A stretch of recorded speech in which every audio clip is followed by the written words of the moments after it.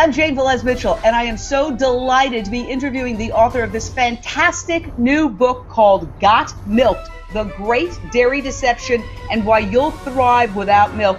Alyssa Hamilton has written an extraordinary, really, expose of this incessantly hyped product.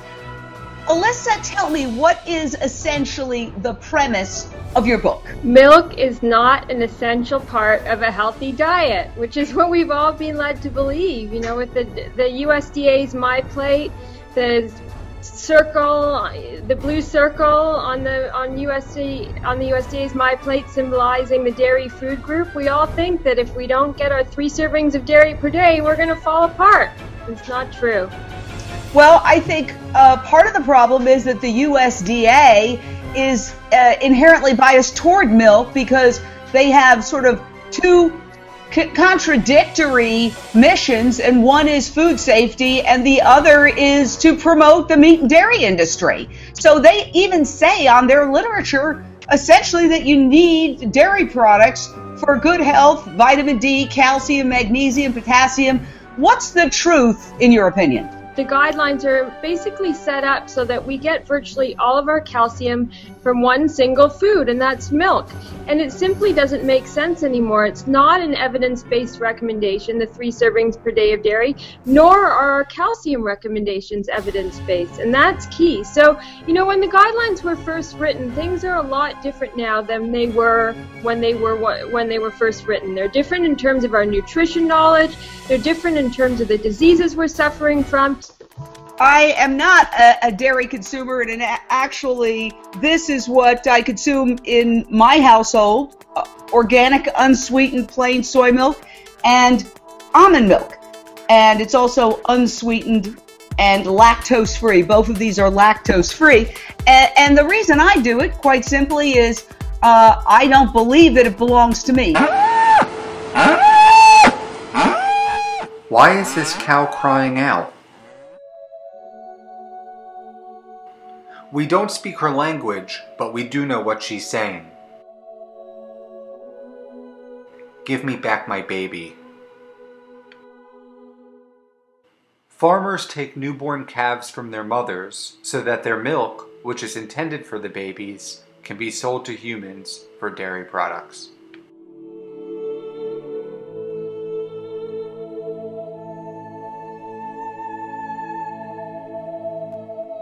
Nowhere on earth will you find as many grieving mothers as you will in the dairy industry. And it doesn't just happen on industrial farms. Ce jeune veau est né pendant la nuit. Il n'a que quelques heures et sa vie commence par un déchirement. À peine mis au monde, il est aussitôt arraché à sa mère.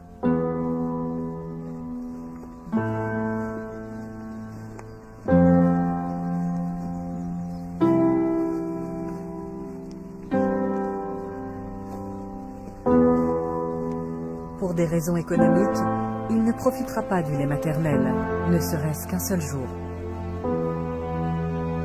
Sa mère est programmée pour produire du lait, pas pour nourrir des veaux, pas même le sien.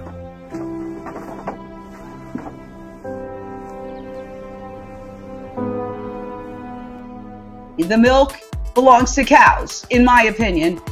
Cows produce milk for calves, and so I feel that that milk belongs to the cows and the calves, and I've seen the horrors of the dairy industry in terms of the baby boy calves being ripped from their mothers and stuck in veal crates.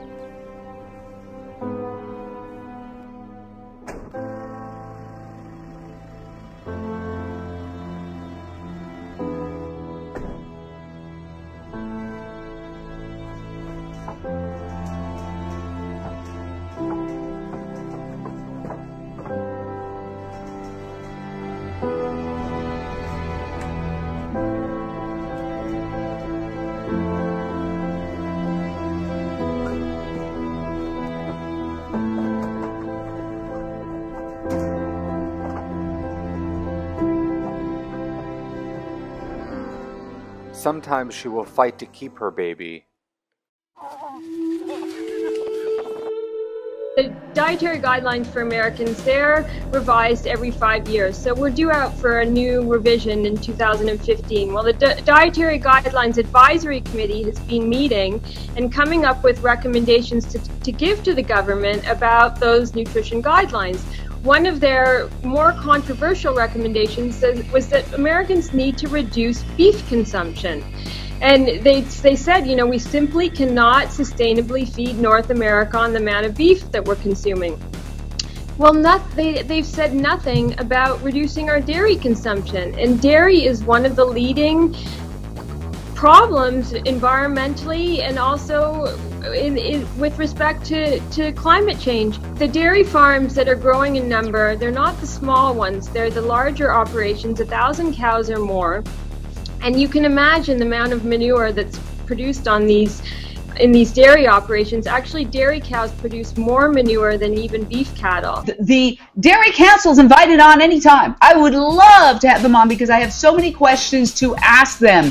But indeed, the United Nations has said that meat production and dairy is included in that because we're talking about farm animal production is one of the biggest causes of climate change.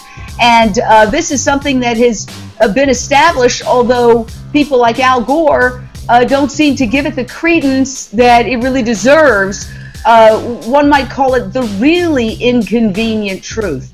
So let me ask you a little bit about alternatives to dairy, because we all want calcium, but one thing that people don't hear a lot about are the fantastic and many alternative ways of getting calcium.